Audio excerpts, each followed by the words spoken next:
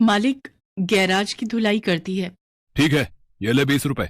हर हफ्ते आकर गैराज की धुलाई कर जाया कर, ठीक है? मालिक 20 तो बहुत कम है। मुझे मुकेश बता रहा था आप उसे 50 रुपए देते थे। मालिक बहुत मिट्टी और धूल जम रही थी, बहुत समय लग गया धुलाई में। मुकेश कौन होता है बताने वाला? क्या करना है क्या नहीं है? करना है तो 30 रुपए में कर ले, वरना मैं कोई और ढूंढ लूंगा। सरिता के लिए वो 30 रुपए भी बहुत कीमती थे। एक गरीब विधवा औरत जो कि अपने पति के जाने के बाद अपनी 3 बेटियों को पाल रही है। सरिता झाड़ू पोछे के काम करके गुजारा करती है।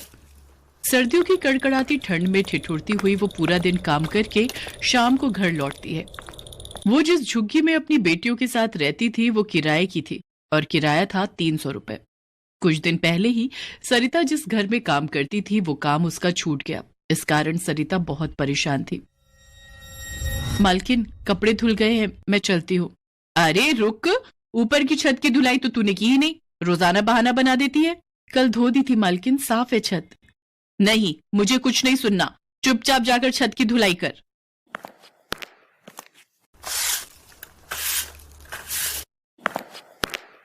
मालकिन, छत की सफाई हो गई है, अब जाऊं? रात होने वाली है, बच्चे घर पर अकेले हैं। हाँ जा, पर कल सुबह टाइम पर आ जाना, मेहमानों ने आना है, बहुत काम होगा। आज तो बहुत देर हो गई, पता नहीं तीनों ने कुछ खाया भी होगा या नहीं।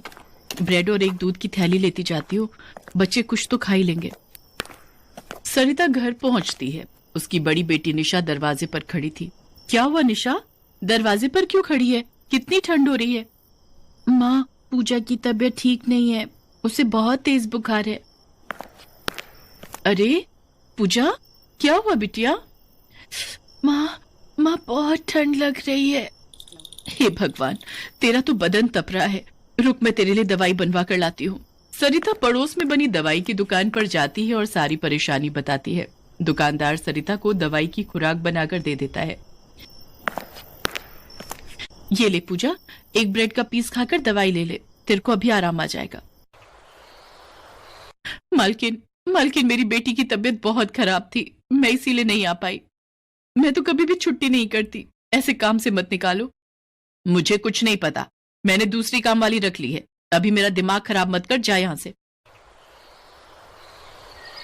सरिता को पड़ोस में रहने वाले मुकेश ने गैराज में धुलाई का काम दिलवाया। उसके मालिक ने भी उसे 30 रुपए पकड़ा दिए, जिससे गुजारा करना बहुत मुश्किल हो रहा था। भारी ठंड में सरिता सड़कों पर काम ढूंढने के लिए निकलती। पीछे से उसकी बेटियां भी अकेली भूखी प्यासी उसका इंतजार करती थी। ऐसे ही एक दिन सरिता गैराज का काम करके घर लौट रही थी। रास्ते में सरिता को चक्कर आने लगे और सामने से आती हुई एक गाड़ी का एक्सीडेंट हो गया। लोगों की भीड़ लग गई। अरे भैया, गाड़ी वाला मार गया, इसकी तो सांसें ही नहीं चल रही है भैया। हे राम, ये तो सरिता है, मेरे पड़ोस में झुग्गी में रहती है। राम राम राम, ये तो इस दुनिया को छोड़कर चली गई। अब इसकी बेटियां तो अनाथ हो गई। बिन माँ बाप की बच्चियां कैसे गुजारा करेंगी? कुछ लोग मिलकर सरिता का अंतिम संस्कार कर देते हैं। सरिता की तीनों बेटियां अब इस दुनिया में अनाथ हो गई थी। झुग्गी का किराया कौन देता, इसलिए झुग्गी के मालिक ने उन तीनों बच्चियों को झुग्गी से निकाल दिया। माँ, तुम हमें छोड़कर क्यों चली गई? माँ। चुप हो जा मीरा, रो मत। दीदी, बहुत ठंड लग रही है। चलो सामने पेड़ के नीचे बैठते हैं, वहां थोड़ी कम हवा लगेगी। पूजा, तू मेरा स्वेटर भी पहन ले, इससे तुझे कम ठंड लगेगी। पर दीदी, आप क्या पहनोगी? आपको भी तो ठंड लगेगी। नहीं पूजा, मुझे ठंड नहीं लग रही। तुम दोनों यहीं पेड़ के नीचे सो जाओ, मैं तुम्हारे पास ही बैठी हूँ। पूरी रात तीनों बहनें 31 दिसंबर की रात ठंड में ठिठुर रही थी। आसपास नए साल की धूम का बहुत शोर था। निशा दीदी, ये पटाखों की आवाज कैसी आ रही है? आज तो दिवाली भी नहीं है। अरे नया साल है कल, इसीलिए लोग नए साल की खुशी में पटाखे छोड़ रहे हैं। लेकिन दीदी, बाहर तो बहुत ठंड है।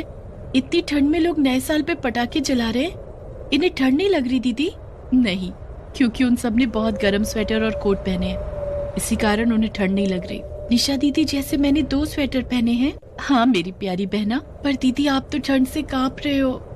अरे नहीं, मुझे ठंड नहीं लग रही। चलो तुम दोनों सो जाओ, मैं भी सो जाती हूँ। निशा पूरी रात बिना स्वेटर के ठंड में कांपती रहती है। अगली सुबह नए साल का पहला दिन था। लोग आ जा रहे थे।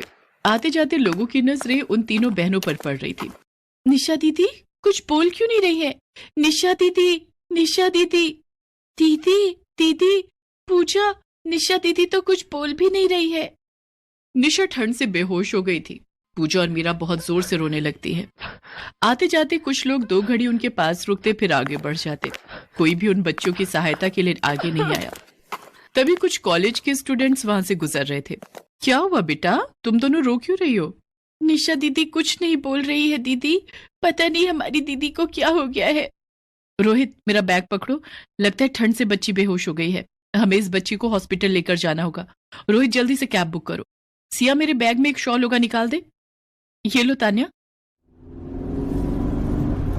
तान्या, कैब आ गई है। तान्या नाम की वो लड़की अपनी शॉल से निशा को अच्छे से लपेट लेती है और वो सब तीनों बच्चियों को लेकर हॉस्पिटल पहुंचते हैं।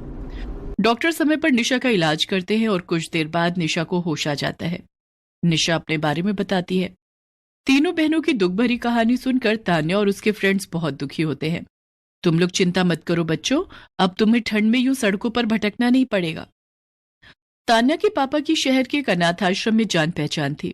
तीनों बच्चियों को अनाथ आश्रम में भेज दिया जाता है, जहां पर उनकी बहुत अच्छे से देखरेख होती है। तीनों बच्चियों की जिंदगी संवर जाती है। अब उन्हें वहां पर पढ़ने, लिखने, खेलने, कूदने को मिलेगा। गर्मी, सर्दी और बरसात के मौसम में सड़कों पर भटकना नहीं पड़ेगा। उन युवाओं की बदौलत आज सरिता की तीनों अनाथ बेटियों को एक परिवार मिल जाता है। अपने जैसे बहुत से बच्चे मिल जाते हैं जो वक्त और गरीबी के मारे हुए हैं, जो इस दुनिया में अनाथ है। निशा, पूजा और मीरा तीनों बहनें मिलकर अब उसी अनाथ आश्रम में सबके साथ रहने लगी।